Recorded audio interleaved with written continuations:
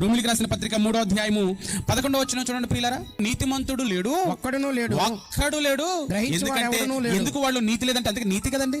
పుట్టించిన వాడిని తెలుసుకోవటమే నీతి, గాలిచ్చిన వాడిని తెలుసుకోవటమే నీతి, భోజనం ఇచ్చిన వాడిని తెలుసుకోవటమే నీతి, పెంచి పోషిస్తున్న వాడిని గురించి తెలుసుకోవటమే నీతండి. నీతి అంటారు కదా, అది కదా నీతి కదా.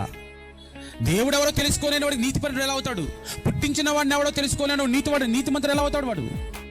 ఇప్పుడు నీతిమంతులు ఉన్నారా? నీతి లేని వాళ్ళు ఉన్నారు భూమి మీద. మనిషికి అర్థం కావట్లేదు ఇవన్నీ.